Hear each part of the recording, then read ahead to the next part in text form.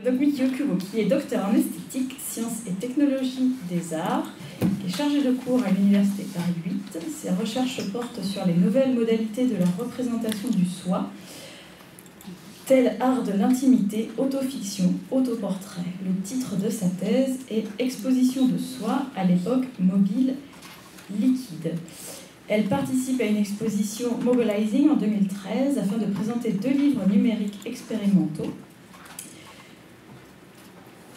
lorsqu'elle était étudiant-chercheur de l'ENSAD. Elle est membre des associations japonaises et internationales d'études sémiotiques, Association japonaise et internationale d'études esthétiques. Bonjour à tous, je me présente donc Mikio Kubo et tout d'abord je vous remercie à Vincent et toutes les équipes organisatrices pour m'inviter à ce colloque qui m'intéresse vraiment beaucoup et consacré au sujet donc le visage de la contrainte.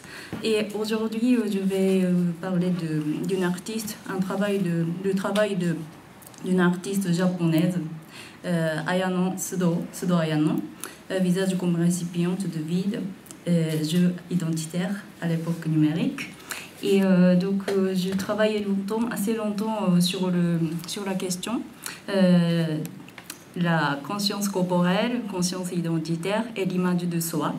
Et surtout représentée à travers les moyens numériques sur les plateformes numériques. Et aussi des images embellies, touchées, modifiées par les moyens numériques. Voilà. Comme ça, peut-être. C'est ça. Pardon. Voilà, donc dans mon travail que j'ai achevé il y a 2 ans, j'ai beaucoup parlé de l'image de soi à travers la photographie et à travers la mode, et même à travers représentation du corps, comme performance au théâtre, le jeu théâtralisé, etc. Et par l'écriture aussi.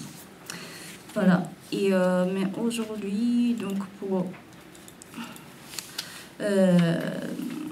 présenter mieux son travail, donc comme toute petite introduction, je présenterai certains 2 artistes, une artiste notamment, travaillait avant Ayano Sudo, comme considérée un peu comme fondateur de photographe d'autoportrait. Et ensuite, je présenterai le travail d'Ayano Sudo, et notamment deux œuvres représentatives, et à mon point de vue. Et ensuite, je vais développer mon point de vue en parlant de visage modifiable et certains arrière-plan social dans la société japonaise. Voilà. Donc, alors, Ayano Sudo, né en 1986, photographe et artiste japonais, travaille essentiellement sur l'autoportrait métamorphosé et fortement influencé par la culture populaire du Japon, tels les jeux en costume, comme cosplay, et ainsi que les tenues mignonnes, kawaii, culture, et Lolita, gothique Lolita, etc. Et il a obtenu le Grand Prix dans le concours New Cosmos of Photography, organisé par Canon. Donc c'est un des prix vraiment très honorés en tant que photographe au Japon en 2014. Il présente activement son travail dans les galeries et dans les magazines et aussi sur les plateformes numériques. Ça, c'est caractéristique de son travail. Vraiment, plateforme, c'est Tumblr, Instagram et YouTube. Alors, nous connaissons déjà bien sûr de nombreux artistes considérés comme photographes de l'autoportrait, comme Cindy Sherman ou l'autre Yasumasa Morimura. Et Yasumasa Morimura, c'est artiste japonais, et l'autre Tomoko Sawada, et je vais un peu présenter. Mais souvent, donc, c'est fondateur de genre l'autoportrait. Jusqu'ici, ils avaient l'objectif assez clair pour voilà, pour revendiquer certains messages à propos de problèmes sociaux ou culturels, afin de sensibiliser leurs spectateurs, leurs sujets assez délicats comme le genre, le racisme ou l'humanisme. Voilà, donc, mais Sudo, donc artiste de l'époque numérique, ne partage pas ou très peu les enjeux artistiques avec ses fondateurs, le genre autoportrait en costume. Alors par exemple, on n'a pas beaucoup de temps, je vais aller vite. Yasuma Morimura, donc il est connu comme photographe de autoportrait et surtout vraiment comme appropriation des peintures occidentales célèbres, superposer son identité sur celle soit comme actrice ou des célèbres, pour transmettre certains messages au sujet politique, sociaux, culturels, dévoilant ses points de vue. Donc souvent asiatique. Voilà. Et peut-être ça parle plus par rapport au travail d'Ayano Sudo, c'est Tomoko Sawada. Et une génération plus tard que Morimura. Et elle est née en 1976. Voilà. Donc également connue comme artiste de autoportrait. Et son travail le plus connu, c'est Identité 400. Cette œuvre montre la fragilité d'identitaire présentée par la photographie. Et donc, à la fin de ses études aux Beaux-Arts, elle a réalisé cette œuvre en se déguisant voilà, une centaine de femmes en utilisant une cabine photomaton. Voilà. Et donc, maquillage, costume, coiffeurs différents. Et pour elle, c'était pour une sorte pour dépasser, surmonter son complexe par rapport à son apparence. Donc voilà, c'est une sorte de thérapie, pratique thérapeutique en tant qu'artiste. Et bien sûr, en même temps, donc, cette œuvre est considérée importante parce que justement, elle propose une proposition valable pour les autres aussi, pour surmonter ce genre de complexe, sentiment inférieur par rapport à l'image du soi. Et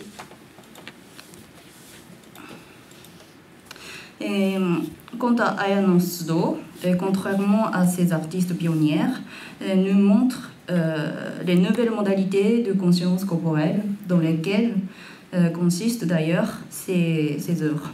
Elle avoue que dans son enfance, elle voulait devenir un garçon, bien qu'elle soit très féminine en apparence. Son travail souligne souvent la sexualité ou bien la sexualité, genre et représentation corporelle, en exagérant des styles vestimentaires populaires chez les jeunes générations. Et cependant, son art n'aborde pas les problèmes sociaux ni sert pas à dépasser son complexe personnel. Est-ce que Sudo vise, à travers son travail expérimental, et de disparaître dans une image, soit dans le visage, le corps, costume de quelqu'un d'autre. Donc, il est pertinent d'interpréter son travail en tenant compte de sa tentative de la disparition dans les champs remplis des images numériques, le monde virtuel. Alors, donc, Sudo Ayano, si on parle des deux caractéristiques vraiment majeures comme inspiration de son expression artistique, ce sont des shoujo manga comme figure et asexualité influencée par le style vestimentaire de Visual Kei. Alors donc shoujo manga, peut-être c'est bon, shoujo signifie les filles, donc c'est un genre de manga adressé aux filles. Donc voilà, souvent illustration très féminine. Et à Visual Kei, c'était un vestimentaire était assez développé dans les années 90 au Japon. Ce sont les chanteurs aux vedettes, aux modèles hommes habillés et maquillés comme, comme apparence assez neutre sexuellement et maquillés assez d'une manière complète. Voilà, donc ils sont. Suda Ayano, elle a été très influencée par ça. Et elle a fait ses études en fait à Paris aussi. Elle est venue pour peut-être un an, mais elle a quitté assez tout de suite en disant qu'elle a compris ce qu'il faut faire. C'est-à-dire qu'elle a rencontré beaucoup d'œuvres photographiques comme imitation des images kawaii, lolita, très influencées par la culture populaire du Japon, réalisées par les artistes étrangers. Et comme c'est artiste, elle a dit elle-même, et elle est née elle-même dans le pays de Kitty, Hello Kitty, donc elle sait plus profondément ce que c'est la culture mignonne, kawaii du Japon. Donc elle s'est rendue compte qu'elle peut faire différentes choses, plus intensément réaliser cette culture un peu étrange.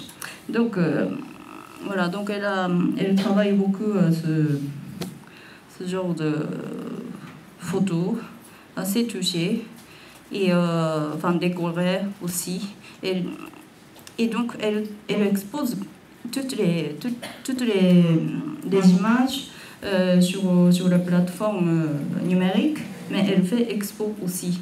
Donc il y a des choses à voir matériellement aussi. Et en tout cas, voilà. Mais aujourd'hui, je vous propose de regarder 2 travaux artistiques. C'est Autoscopie. Et l'autre, c'est Jespenster. Alors, donc, Autoscopie, on peut voir tout de suite. Donc, c'était là, Autoscopie. Je pense que c'est bon.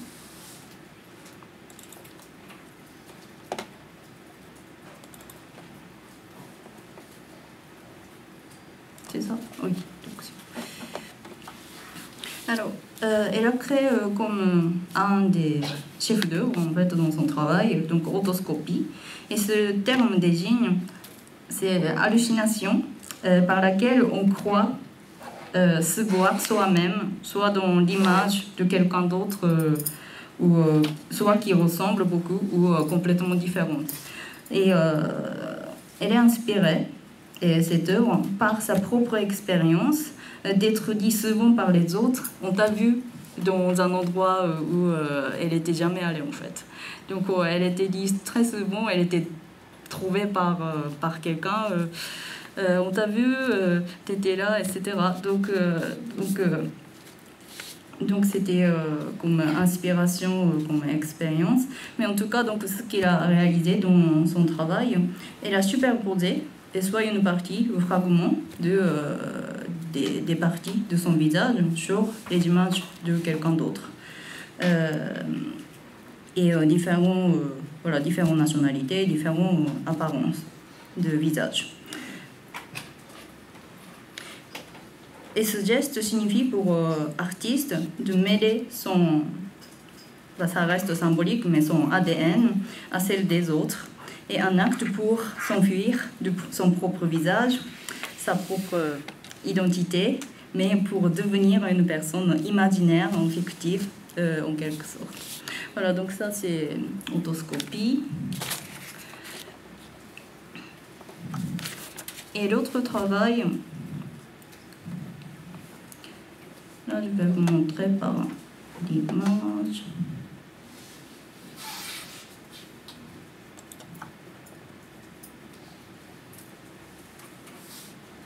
Voilà, donc c'est Jespenster. En fait, c'est plus radical, je trouve. C'est une pratique assez étrange. la série où elle devient, où elle joue des rôles des filles disparues, aux filles enlevées. Et en déguisant ces filles, elles cherchent à porter le même vêtement qu'elles portaient quand le jour où elles sont disparues. Témoigner par le texte ou par journal, etc. En tout cas, elle a cherché tous les vêtements et maquillée et coiffée comme elle.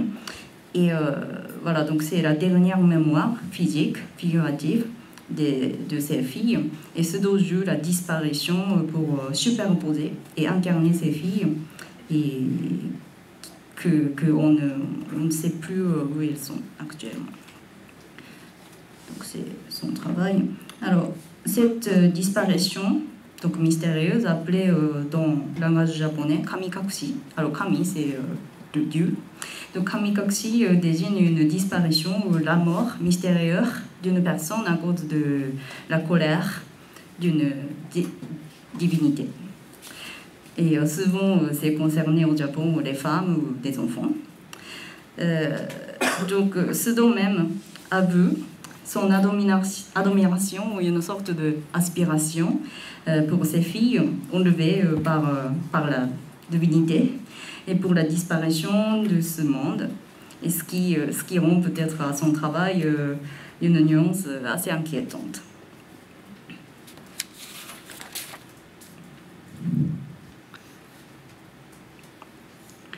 Alors, en fait, comme l'arrière-plan, moi je considère qu'il y a deux choses. Il y avait, comme la culture, avant l'utilisation des applications qui nous permettent de modifier le visage, embellir le visage. Il y avait Print Club, c'était petit autocollant.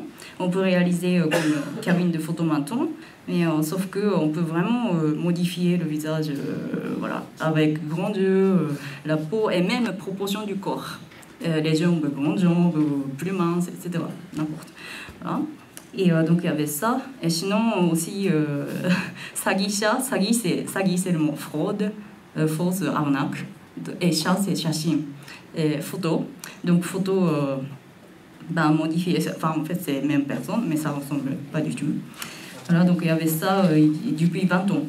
Donc elle a grandi, cette artiste, et la génération voilà, certaines populations partagent cette époque. Elle était très habituée d'être dedans, dans cette ambiance, et vivre voilà, cette conscience corporelle où l'image de soi déjà modifiée. Alors, donc, j'essaie de conclure. Aujourd'hui, nous sommes tellement habitués de l'usage des applications et des logiciels et aussi voir de l'image de soi hautement améliorée et embellie, donc fictive. Et Ayano Sudo avoue qu'elle-même ne supportera pas, elle ne peut pas supporter de montrer l'image telle qu'elle, sans toucher, sans changer la photo.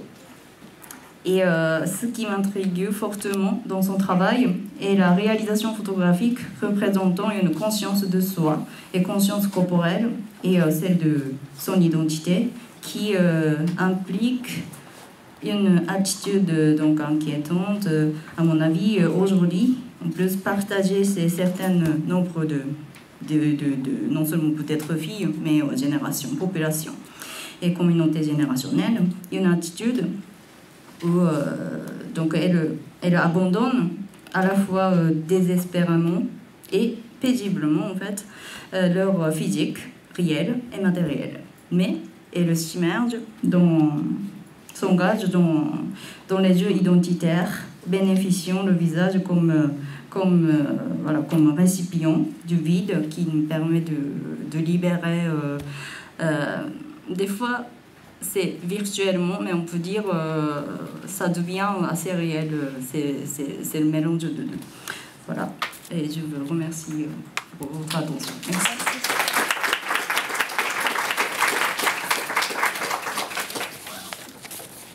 Nous avons un temps de 7 minutes pour les questions.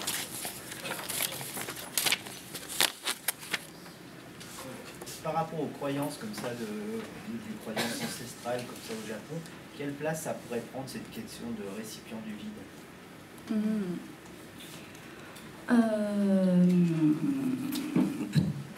Peut-être la notion d'identité par rapport à l'individualisme, peut-être même si on vit aujourd'hui dans la société assez influencée par l'Occident, mais peut-être nous avons une notion de la vie en boucle.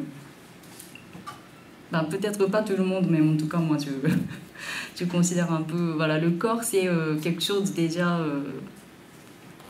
prêté par quelque chose et quelque chose qu'on rend aussi.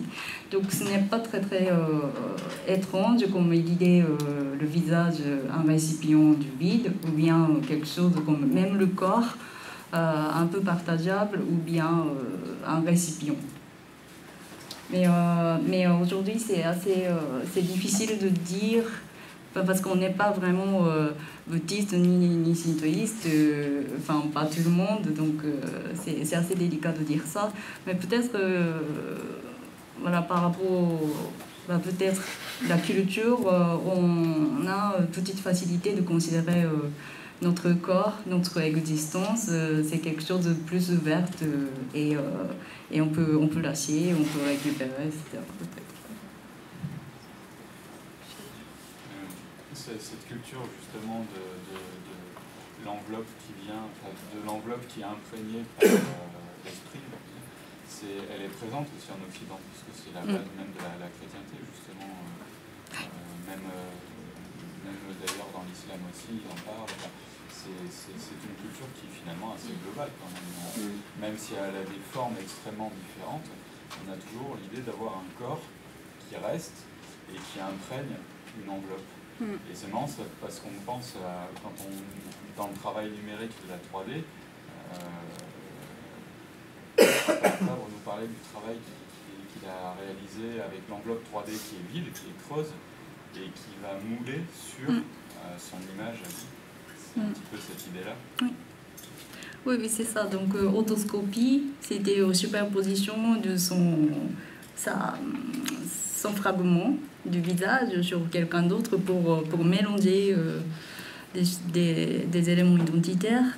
Et ce que je m'intéresse beaucoup, c'est donc on colle pas à son originalité d'identitaire, mais voilà, en quelque sorte on s'en fiche et on change comme on s'habille, on change les vêtements.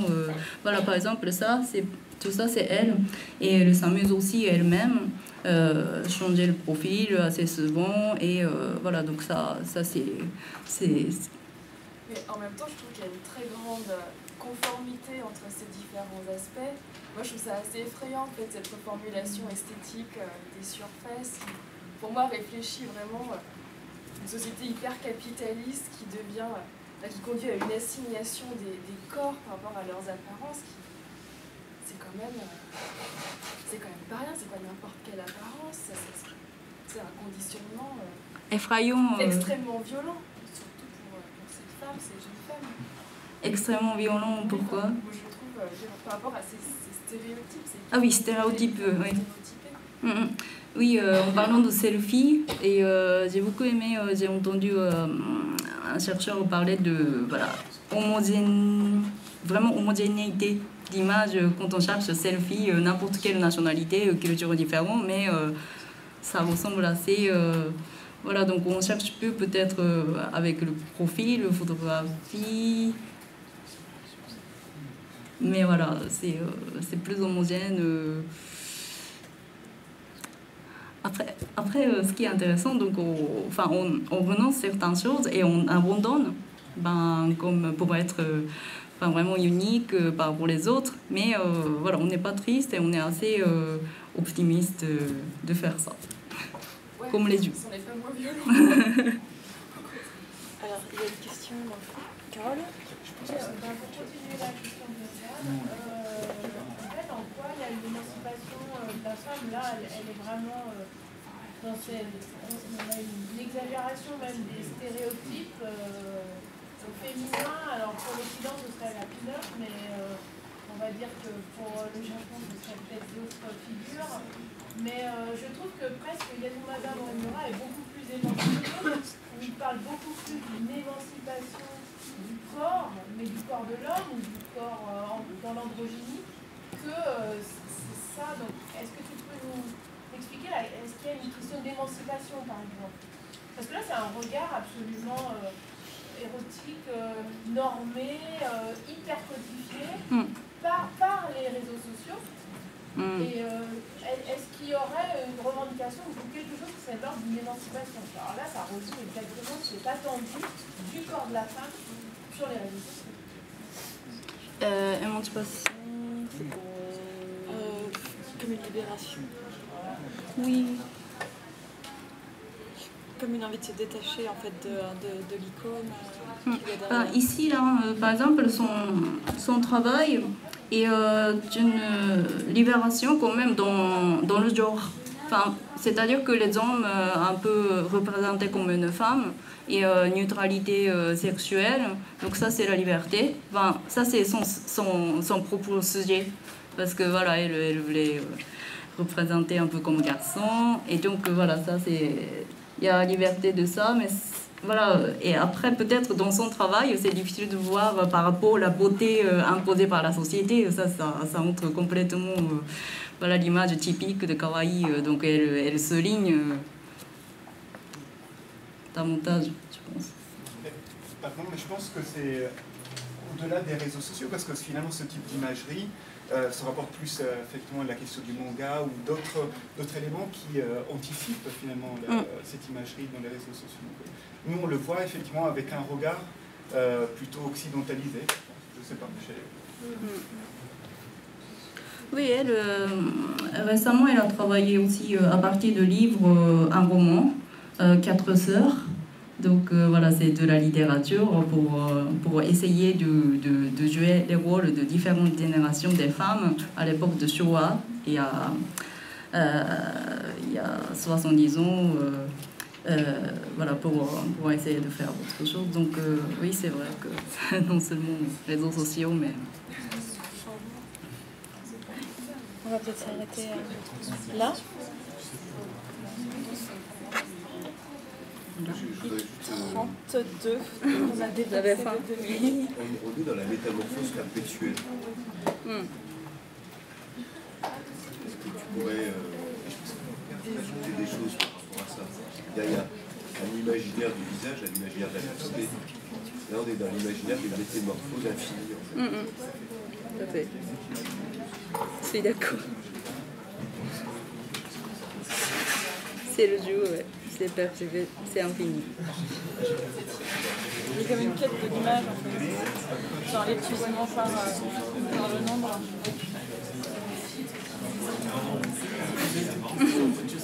Vraiment la dernière. En fait, pour moi, quand je regarde ça, c'est par rapport à l'artiste. Vous avez parlé, ça s'appelle Sudo, voilà. Sudo, oui. En fait, cette espèce de mise en abîme d'elle-même, en fait, c'est pas une manière, en multiple, en fait, quelque part, c'est multiple d'elle-même. En fait, ça l'abîme pas elle-même, en fait. Elle se sent pas abîmée par rapport à ça, en fait, quelque part, ça l'abîme. Et du coup, c'est vrai que c'est l'amour entre l'abîme et le fait qu'elle s'abîme elle-même, en fait, en fin de compte. Qu'est-ce qu'elle est, elle, en fait? Elle cache ce qu'elle est, comme vous l'avez dit tout à l'heure, on est d'accord. Mais est-ce elle sait, est-ce qu'elle, en fin de compte, elle sait ce qu'elle est? C'est difficile, hein, je comprends. Voilà, en fait, comme une espèce de... Enfin, j'espère que je suis clair, je sais pas, elle s'abîme, en fait. C'est une espèce de manière de s'abîmer dans cette mise en abîme perpétuelle.